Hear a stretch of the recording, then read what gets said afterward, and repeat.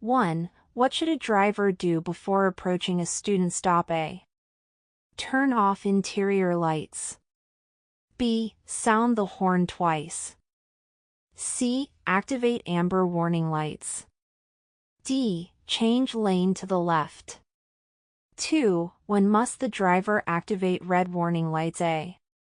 When approaching railroad tracks.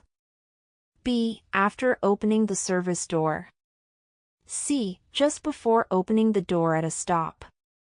D. After all students are seated. 3. Why is it important for students to wait for the driver's signal to cross? A. To avoid being late. B. To remain disciplined. C. To ensure the path is safe and visible. D. To practice listening skills. 4. When unloading at school, the driver should A. Wait until students are seated before stopping. B. Open the door as the bus slows down. C. Stop the engine and escort each student. D. Check traffic and only open the door when safe. 5. What should the driver do if a student drops an item near the bus? A. Tell them to get it quickly. B. Exit and retrieve it for them. C. Tell the student to inform the driver first. D. Ignore and drive forward. 6. When is it safe to move the bus after unloading students? A. When all students are inside their homes. B. As soon as the last foot leaves. C. When all students are 10 feet away and visible. D. After the red lights stop flashing. Sure. 7. What is the primary purpose of the crossing arm? A. To allow more space for traffic. B. To block the front of the bus. C. To prevent students from crossing behind the bus. D. To keep students visible in front of the bus. 8. Why must a driver count all students as they exit and cross? A. To avoid overloading. B. To ensure safety and accountability. C. To speed up the route. D. To check if they forgot items. 9. Which action is required before opening the school bus door? A. Engage hazard flashers. B. Turn on the dome light. C. Check all mirrors. D. Unlock the emergency exit. 10. How far should students stand from the curb while waiting to board? A. 1 foot. B. 2 feet. C. 5 feet. D. 10 feet. 11. What must be checked every time before stopping at a designated stop? A. Rear emergency door. B. Overhead mirror. C. Traffic behind and in front of the bus. D. Engine coolant. 12. The danger zone around a school bus typically extends A. 2 feet from the bus. B. 4 feet on all sides. C. 10 feet in front and around the bus. D. Only at the rear wheels. 13. What should a driver do if a student attempts to board outside the stop? A. Allow the student to board. B. Report the incident later. C. Enforce district policy and stop immediately. D. Drive away and inform parents later. 14. The most important factor in student unloading safety is A. Driver experience. B. Traffic conditions. C. Proper student training. D. Route timing. 15. What should students always do before crossing the road after exiting the bus? A. Look at the driver for a signal. B. Call parents. C. Wave to the driver. D. Run across quickly. 16. How can the driver confirm students are clear of the bus before moving? A. Ask them verbally. B. Watch through side windows. C. Count and scan mirrors before moving. D. Listen for footsteps. 17. If a motorist ignores the stop arm and passes the bus, the driver should A. Record the license plate and report it. B. Yell at the motorist. C. Chase the vehicle. D. Take a break at the next stop. 18. Why is a post-trip inspection necessary after completing a route? A. To check fuel level. B. To review student attendance. C. To ensure no student is left behind. D. To plan the next day's schedule. 19. What is the best procedure for loading multiple students at a busy intersection? A. Let them board all at once. B. Stagger entry with driver direction. C. Allow them to board quickly without waiting. D. Use student monitors. 20. What tool should drivers use to detect blind spots during loading? A. Rear bumper sensor. B. Front axle alignment. C. Mirrors and visual scanning. D. Door-mounted buzzer. 21. If a parent approaches the bus at a stop, A. Ignore the parent. B. Let the parent board to speak. C. Calmly explain they must not approach the bus. D. Ask a student to relay the message. 22. When students unload at home in bad weather, the driver should A. Speed up the process. B. Wait longer to ensure safety. C. Skip the stop. D. Open both doors. 23. Why should drivers never assume all traffic will stop for the bus? A. Most drivers are distracted. B. Some drivers are unaware of laws. C. Not all vehicles obey school bus stop laws. D. All of the above. 24.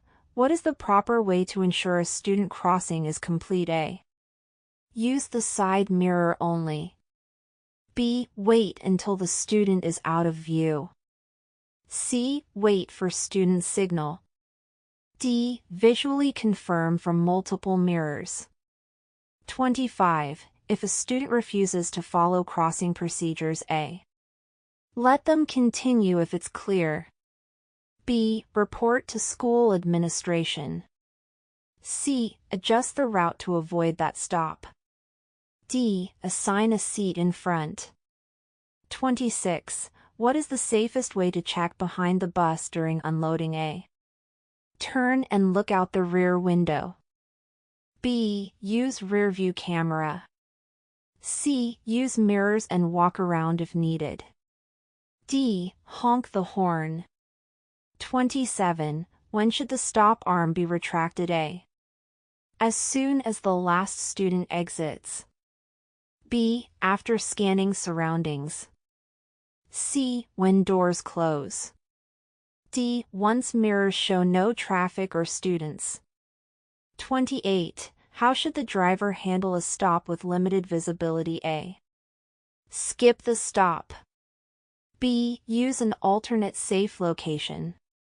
C. Turn off the red lights. D. Ask students to run. 29. What is required before leaving a student at a stop? A. Confirm the student's name. B. Parent must be present.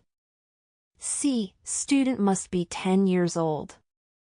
D. Follow district policy. 30. Why is continuous mirror scanning important during loading-unloading? A. Prevents mechanical issues. B. Tracks driver time. C. Detects hazards and students. D. Increases fuel efficiency. 31. Which is a danger zone violation? A. A student crossing behind the bus. B. A student entering calmly. C. Students seated together. D. Parents waving at the stop. 32. What should a driver do before every stop regardless of familiarity? A. Call dispatch. B. Check GPS. C. Check mirrors and activate flashing lights. D. Review passenger list. 33. When unloading students on the right-hand side. A. All doors must be open. B. Students should exit quickly. C. Ensure they exit and walk forward 10 feet. D. Let them run ahead. 34. How far should a student cross in front of the bus? A. Directly in front of the bumper. B. At least 10 feet away. C. 5 feet from the stop sign. D. Within arm's length. 35. The crossing gate is designed to A. Stop cars from hitting the bus. B. Keep students within sight. C. Provide a place to hang signs. D. Warn motorists of railroad crossings. 36. If another vehicle fails to stop, what must the bus driver do? A. Continue unloading. B. Block the vehicle. C. Keep students on board until safe. D. Call the police immediately. 37. What is the best way to train new students on unloading procedures? A. Show them a video. B. Let older students teach them. C. Provide practice with supervision. D. Skip unloading the first day. 38. During field trip drop-off, what is essential? A. Student checklist. B. Fuel record. C. Unloading procedures remain in place. D. Call the school office. 39. What is the correct response if a student runs toward the bus after it leaves? A. Stop immediately and signal them. B. Keep driving. C. Reverse to pick them up. D. Ignore and inform the school. 40. Why must a driver never reverse the bus at a student stop? A. District policy. B. Not enough space. C. Children may be behind the bus. D. Mirrors are not reliable. 41. What does the red flashing light mean during stops? A. Mechanical warning. B. Approaching hazard. C. Vehicles must stop in both directions. D. Back door open. 42. When can students board a bus at school? A. When the driver waves them on. B. Anytime they arrive. C. After the driver starts the engine. D. After the first bell rings. 43. When is the final mirror check done? A. While moving. B. After doors close. C. Before driving away. D. Before opening the door. 44. If students drop something under the bus during unloading. A. Allow them to reach for it. B. Call them forward immediately. C. Tell them to wait and inform the driver. D. Close the door immediately. 45. What must students be trained to do after unloading? A. Look both ways before crossing.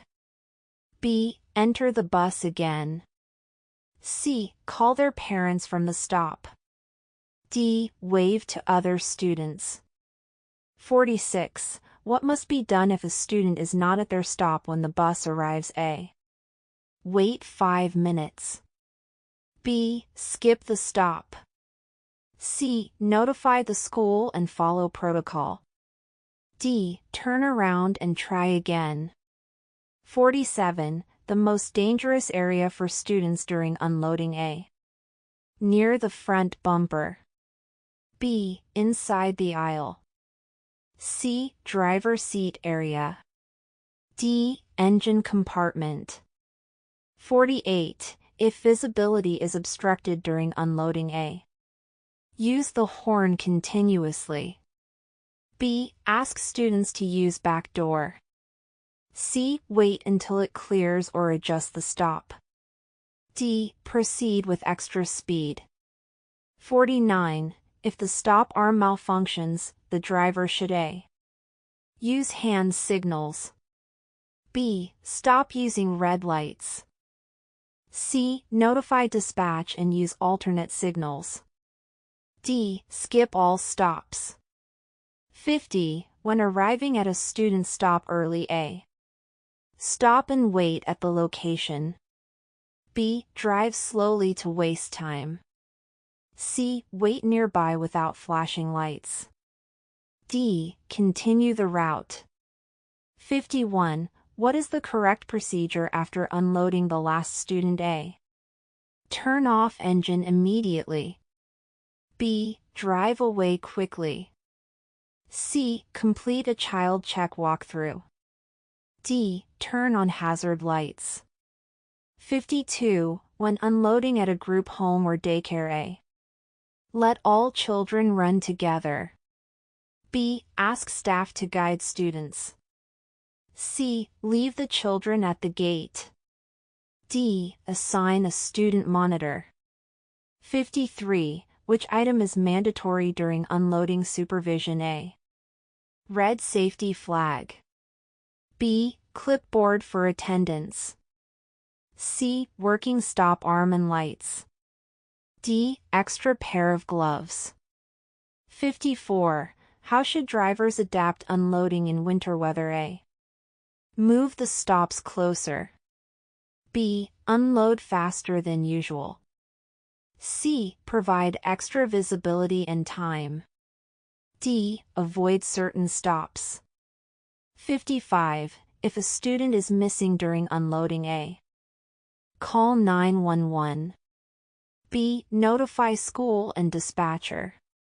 C. Go look for the student. D. Ask other students. Ability.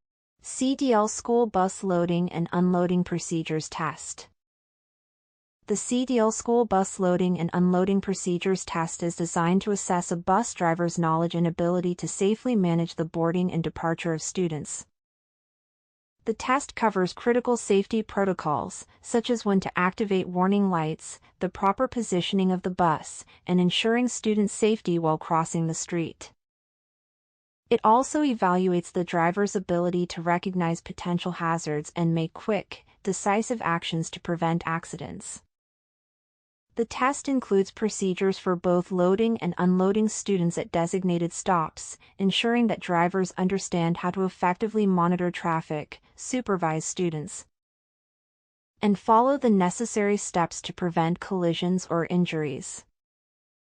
Completing this test is essential for ensuring a bus driver can safely manage the loading and unloading process in various conditions. Here are the top 5 beneficial uses of the CDL School Bus Loading and Unloading Procedures Test. 1. Safety assurance. Ensuring that school bus drivers are well versed in safety protocols reduces the likelihood of accidents during school bus stops. The test prepares drivers for proper safety procedures, protecting both children and drivers by confirming adherence to critical safety regulations. 2. Legal compliance. Passing the CDL test demonstrates a driver's understanding of laws related to school bus operations. It ensures that drivers comply with state and federal regulations, reducing the risk of legal consequences for improper conduct during school bus stops. 3. Improved efficiency. By requiring drivers to follow standard procedures for loading and unloading, the test enhances the overall efficiency of student transportation. This includes quicker, safer stops and smoother transitions in and out of the bus, allowing for timely arrivals and departures. 4. Preparedness for emergency situations. Drivers trained through the CDL exam are better prepared to handle emergency situations such as vehicle breakdowns or student behavior problems during loading-unloading. 5. Community trust. A thorough knowledge of loading and unloading procedures fosters trust between the driver, school administrators, and the community. It reassures parents that their children are in safe hands every day.